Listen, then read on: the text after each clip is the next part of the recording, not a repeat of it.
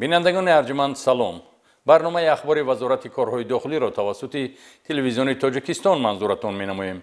در برنامه مذکور اوید به جنایت‌های آدمکشی، معاملات غیرقانونی واسطه نشادار، قلابی و کردارهای مردم فریبانه ساحران و فالبینان برایتان معلومات خواهیم داد. در استودیو با شما من نصرت الله محمدزاده.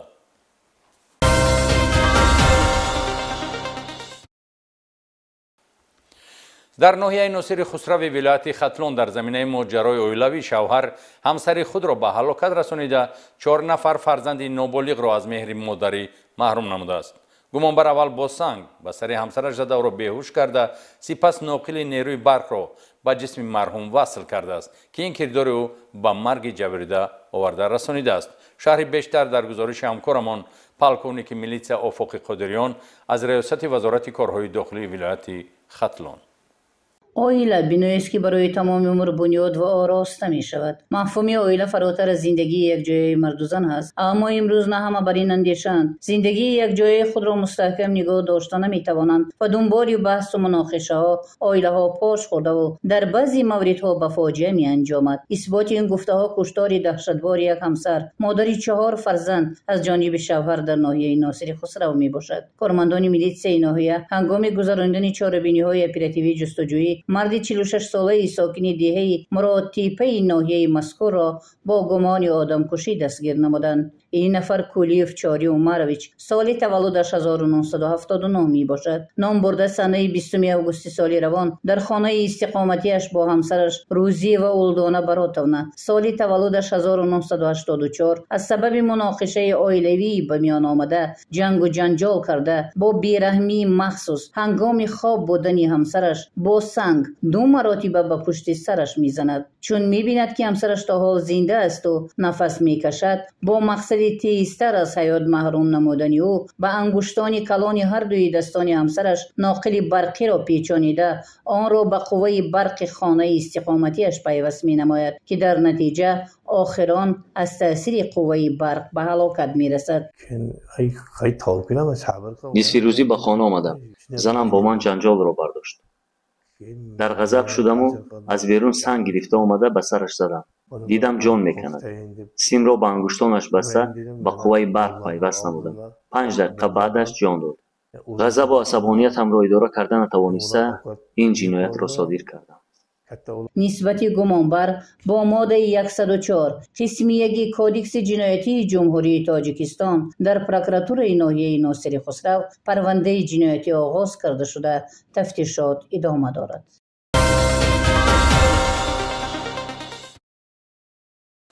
کارمندان شعبه وزارت کارهای داخلی در ناحیه اشت ولایت سوغد نیز یک حالت کشت غیرقانونی بانکدانه را آشکار نمودند. گمانبر شده ساکن ناحیه مذکور بوده در حوله استقامتیش نهال بانکدانه را پرورش میکرده است. توجه نمایید به گزارش همکارانمان در این خصوص. санҷиши ахбороти моҳияти оперативӣ дошта милитсияи ноҳияи аштро дар самти пешгирӣ ва мусодираи муомилоти ғайриқонунии воситаи нашадор муваффақ гардонид. аниқтараш милитсияи ноҳия тавонист шахсияти кишоварзи бангдонапарвареро ошкор созад ки гӯшае аз қитъаи замини назди ҳавлигии худро баҳри парвариши растании бангдона мутобиқ кардааст. шаҳрванд обидинов ориф обидинович соли таваллудаш 1973 истиқоматкунандаи деҳаи бободархони ҷамоати деҳоти понғози ноҳияи ашт бо мақсади дар оянда кошта парвариш кардан ва ҳосилашро истифода бурдан тухми растании бангдонаро аз нафари шахсияташ айни ҳол барои тафтишот номаълум ғайриқонунӣ соҳиб шуда моҳи майи соли 2025 дар як кунҷи боғчаи назди ҳавлигӣ ва сатилҳои алоҳида кишт ва парвариш кардааст. санаи 16 август зимни аз назаргузаронии манзили иstiqomati ориф обидинов 39 бех ниҳоли дар ҳолати нашонамо қарор дошта ва ба нигоҳубини агротехникӣ фаро гирифта шудаи бангдонаро милитсия дарёфту решакан кард. ин дар ҳолест ки бангдона зироати растанигии дорои моддаҳои нашадори кишташ манъ шуда мебошад. чанд моҳ шуд нишондагитон ба? Ну, где-то май был. аз рӯи далели ошкор гардида бо моддаҳои 201 муносибати ғайриқонунӣ бо воситаҳои нашадор ё моддаҳои психотропӣ ва 204 кодекси ҷиноятӣ парвариши ғайриқонунии зироатҳои дорои моддаҳои нашадорӣ ки ишташон манъ шуда парвандаи ҷиноятӣ оғоз карда шуда гумонбаршуда дар ҳабси пешакӣ қарор дорад ва ҳатман ҷазои сазовор хоҳад гирифт, зеро суду зиёни гиёҳҳои нашадор ба касе пӯшида нест ки вобастагии иродавиро ба вуҷуд оварда оқибат ба саломатӣ зарар мерасонад.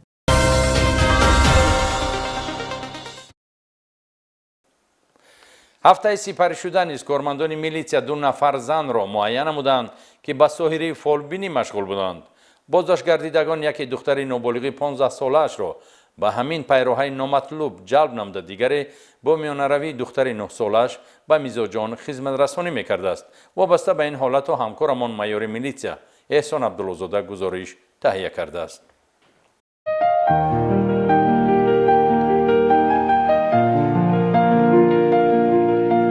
гав намезана қатимем як коре кунем ки ҳами чӣ қадама дилаш гарм шаваю ё биёя ё моягирия шаҳри дига қатиш бара ҳами пеши раҳи зангириша ман кунем. شما کو جدا شونید به زندگی نمیکنم فقط با گرمی میتونی خیلی بگیری باید جدا میشه قچت زندگی کردن یعنی او دخترم میگیرد ولی میبینی. новобаста аз таъкидҳои ҳамешагии кормандони милитсия то ҳол соҳирону фолбинон аз худ дарак дода барои ба даст наафтодан аз роҳу воситаҳои гуногун истифода менамоянд. бархе нафарони ба ин шакли хизматрасонӣ машғул буда имрӯзҳо тариқи маҷозӣ тавассути алоқаҳои иҷтимоӣ мизоҷони худро қабул намуда кирдорҳои мардумфиребонаи худро анҷом дода гумроҳону хурофотпарастонро ба роҳгумӣ мебаранд ва гумон мекунанд ки ин ҳуқуқвайронкунии онҳо ошкор намегардад. вале чунин ашхос бояд донанд ки кормандони милитсия фазои маҷозии интернетиро низ зери назорати қатъӣ қарор доданд. кормандони раёсати огоҳонӣ ва пешгирии ҳуқуқвайронкунӣ дар байни ноболиғон ва ҷавонони вазорати корҳои дохилӣ дар натиҷаи доир намудани чорабинои санҷишӣ, назорати шабакаҳои иҷтимоӣ, авомфиребии Шаҳрванд Гадоӣ ва Шаъло Худойдодовна соли таваллудаш 1978 истиқоматкунандаи маҳаллаи гипраземи ноҳияи Синоро ошкор намуда онро боздошт намуданд. номбурда тариқи шабакаи иҷтимоии WhatsApp ба мизоҷони содаву зудбовар хизматрасониҳое ба монанди фолбинӣ, гарм намудани муносибатҳои зану шавҳар ва келину хуштоманд машғул будааст. корафтодагон акси худ ва наздикони худро барои амалӣ намудани ҳадафҳояшон тавассути WhatsApp ба Гадоӣ ва Шаъло фиристода аз ӯ зиндагии орому осуда ва меҳру муҳаббати оинавиро умед мекарданд. Гадоӣ ва Шаъло тариқи тасбеҳ фолбинӣ намуда тақдири ояндаи корафтодагон ва шахсони наздики онҳоро гӯё пешгӯӣ мекардааст ва сипас ба воситаи шам, намак ва риштаи сурх муносибатҳои оилавии ҳамзистонро гӯё гарм мекардааст. ҳамзамон тавассути фолбинӣ шахсони соддаро бовар мекунанд ки онҳоро ҷоду кардаанд ва барои баровардани ҷоду аз шири гов истифода мекардааст ва маблағи муайян талаб карда ба даст меовардааст. ман ба воситаи ҳамин тасбеҳ мебинам, гармӣ мекунам, тақдираш ҳамин мақсад барои зиндагиш меояд. чӣ қадар пул метавонад шумо дод? ҳар хел чанд сома бите? дар чанд қадр мизоҷ қабул мекунед? як та ду та ҳар хел.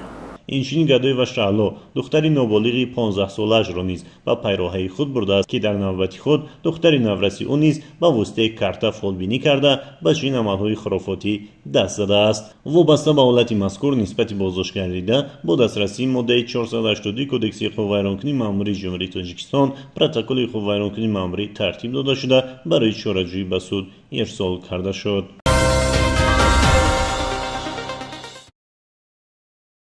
барои паҳн намудани доираи фаъолият ва амалӣ намудани кирдорҳои дуруғин ва мардумфиребии фолбинону сеҳргарон ва дамгарону ба ном табибон ки мақсади асосияшон бо истифода аз лаҳзаҳои ҳассос маблағҳои шаҳрвандонро аз они худ намудан аст, бархи шаҳрвандони содаву зудбовар имконият фароҳам меоранд. зимни доир намудани чорабинои мақсаднок кормандони раёсати косбҳои ҷиноятӣ вазорати корҳои дохилӣ низ як далели машғул шудан ба сеҳру ҷоду ва фолбинӣ аз ҷониби як нафар занро ошкор намуданд.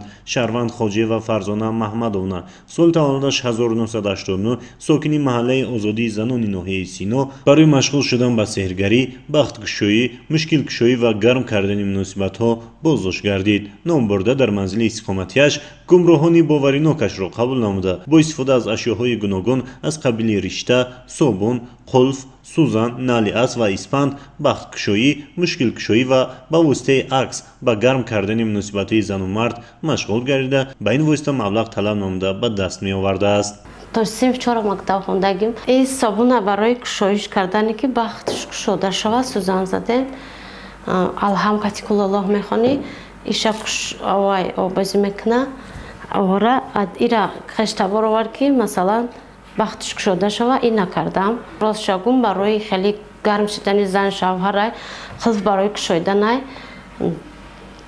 اسپند دود میکنی. خوجه و فرزانه برای به دست کارمندان میلیسیا نافتادن شخصان ناشناس را توسط دختر نابالغ 9 سالش قبول نموده اشیاهای سحر کرده‌اش را نیز با واسطه او به میزاجان ناشناس پیشنهاد میکرده است. اینا یک شده نشکی ایشا و بازی میکنی صابونه و چند گفتم خیلی که صابونه و بازی میکنی بس سوزن مرا گو بیار کو آخه تم کرد نقل فهمگیری میشکنی اسفندو تو دید میکنی وابسته به حالت مذکور طبق طلبات ماده 482 کودکس قوه‌رانکنی مأموری جمهوری تاجیکستان یعنی مشغول شدن به سحر و جادو و فالبینی نسبت خوجه و فرزانه مواد ضروری ترتیب داده شده نسبتش جزا در نمود جریمه تعیین کرده شد.